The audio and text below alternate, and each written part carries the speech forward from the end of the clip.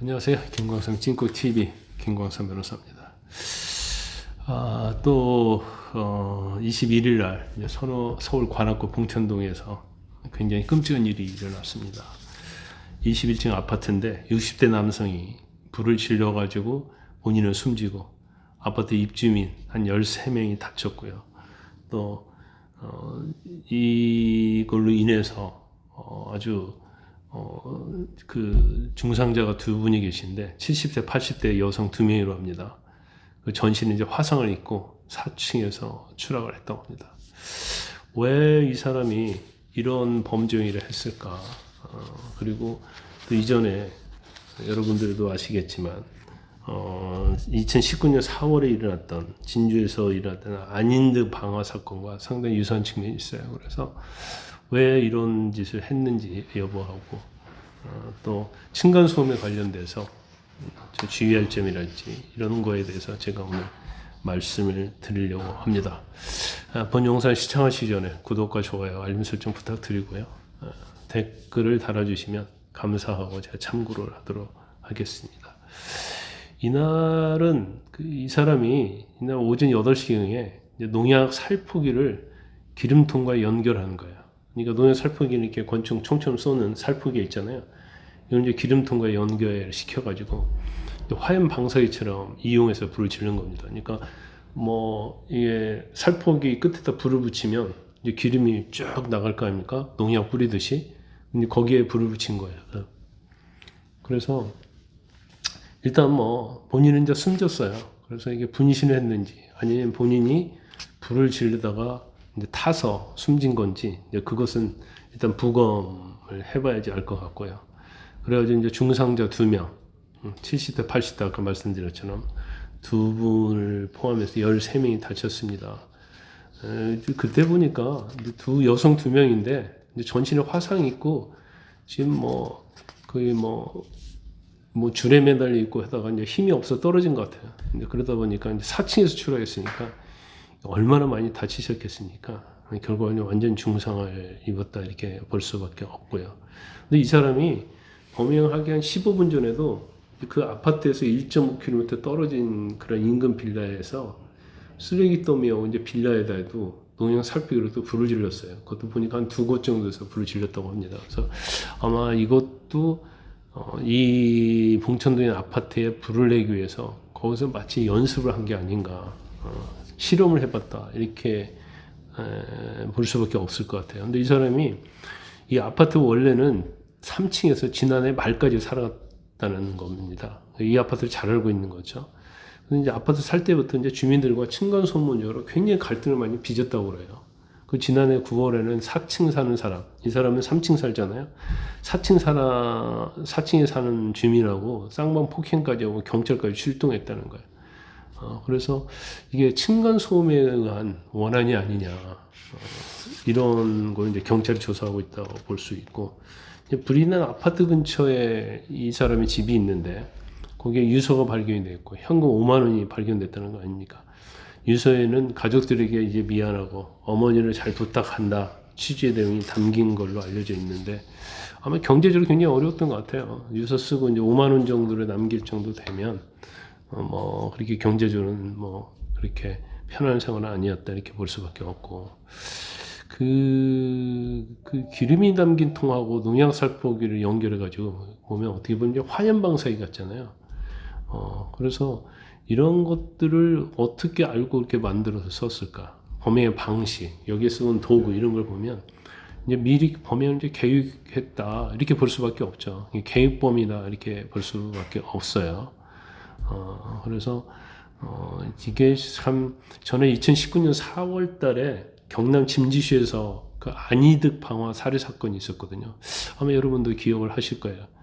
그때 정신적 장애가 있는, 정신병이 있는 안이득이 결과적으로 진주 아파트에 새벽 한 4시에 불을 질렀죠. 그래서 이 사람은 자신의 집에 불을 질렀어요. 아파트가 이때도 이거 4층이었는데, 그러니까 불을 지르니까 사람들이 막 대피할 거 아니에요. 대피하니까 대피해서 나오는 사람들이 굉장히 무방비한 상태잖아요. 이 사람들에게 흉기 휘둘러 가지고 결국 5명을 살해하고 17명을 또 다치게 하는 그런 사건입니다. 뭐 직업도 없었다고 그러고 경제적으로 아마 기초생활수급자로 알려져 있고, 그 다음에 그때 이제 신상 공개가 됐었죠. 그래서 1심에는 배심원 재판을 했었습니다.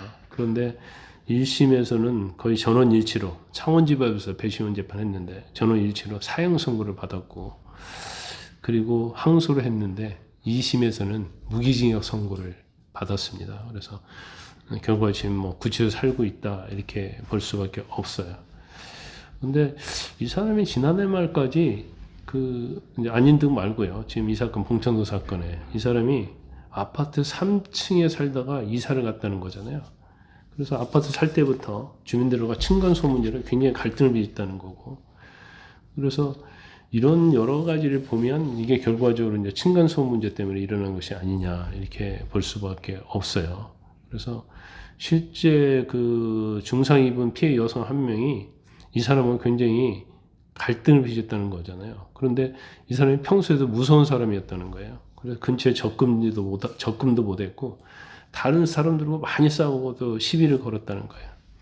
그 층간소음이요 사건이 굉장히 많습니다. 지금 층간소음 건수가 거의 한 33,027건 정도 돼요.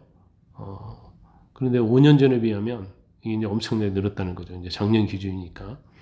그래서 뭐 이 사람 자체를 보면 일단 정신적인 문제가 있는 게 아닌가. 이제 빌라로 이사 갔는데 빌라에서도 계속 다툼이 있었다는 거고, 어떤 소음에 굉장히 민감하고, 근데 경우에 따라서는 막 장구치고 북치고 했다는 거잖아요. 그런데 저도 뭐 이런 층간소음 상담을 좀 많이 해보는데, 근데 중요한 것은 위층 사람이 사실은 잘 들어야죠. 그리고 층간소음이 없어야 하는데, 대부분의 층간소음 보면 아래층 사람과 위층 사람이 문제가 생기는데, 아래층 사람들이 굉장히 정신적인 문제가 있다 그랬지, 소음에 민감한 사람들이 있어요. 그러니까 사실 위층 사람들이 잠을 자고 있는데도 불구하고 자기는 소음이 들린다고 생각하는 거예요.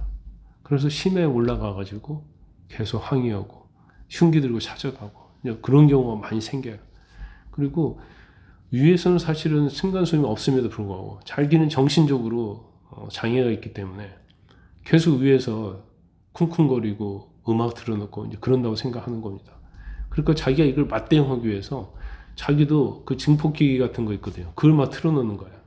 그러면 위층만 들린 게 아니라 그 아파트 전체에 다 들리는 거고, 경우 때는 나무를 가지고 천장을 막 쑤십니다. 이게 천장이 구멍이 뻥뻥 뚫려 있어요. 그리고 망치로 때리고 막 그러다 보니까 이제 서로 감정이 굉장히 악화되는 거예요. 그래서 우리가 생각할 때는 뭐 위층에 있는 사람을 잘 만나야 한다고 생각하지만, 상당히 많은 케이스의 경우에는 이제 아래층에서 정신적 어떤 문제가 있는 사람, 또 아니면 너무 민감한 사람, 이런 사람들이 계속 찾아와가지고 층간소음 내지도 않았는데 냈다고 하고 계속 주장을 하는 거예요. 그러다 보니까 사실 이제 경찰도 부르게 되고 그러면 이제 감정이 상하게 되죠. 그러면 아래층에 있는 그 민감한 사람, 정신에 문제 있는 사람들은 결과적으로 그 층간소음이 자기를 괴롭힌다고 생각하는 거예요. 그러다 보니까 흉기를 들고 찾아와서 여러 가지 범죄 행위를 하는 그런 경우 굉장히 많아요. 실질적으로 층간소음으로 갈등을 빚다가 주민을 살해한 사람이 굉장히 많거든요. 2024년 1월 28일에도 이제 사천에서도 술에 취한 상태로 또 50대가 위층에 있는 30대 여성을 또 살해한 적이 있고, 또 24년 6월 달에도 강서구 빌라에서도 아래층에 있는 50대 여성을 흉기로 공격한 적도 있고, 또 2025년 2월 9일에도 이런 한 명이 사망한 사건이 있었어요. 4월 20일은 이번에 이제 일어난 이렇게까지 사건이 나온 거예요. 이제 그러다 보니까 이 층간소음을 물론 법적으로 규제를 하죠. 어떤 데시벨 뭐 그런 것도 하는데, 사실은 그것은 현실적으로 아무런 적용할 수가 없어요. 왜냐하면 층간소음은 데시벨 측정해가지고 할 수 있는 게 거의 없거든요. 그래서 이제 그 뭐 건물을 질 때 층간소음 없게 진다고 하는데, 아무리 건물을 잘 지어도 밑에 있는 사람이 정신적인 문제가 있어서 그걸 계속 문제를 제기하면 그건 층간소음을 내지 않고도 서로 충돌하는 이런 상황이 발생하는 거예요. 굉장히 뭐 대책하기도 어렵고 어려운 부분이 있어요. 이사 가는 수밖에 없어요. 이사 가는 게 쉽습니까? 엄청난 경제적 비용이 들고 또 집을 바꾼다는 게 보통 일이 아니죠. 그래서 이 층간소음, 특히 정신적 훌라블럼, 문제로 인한 층간소음의 대책이 이제 절실히 필요하는데 명확한 대책이 없다는 것이 그게 더 어려운 문제입니다.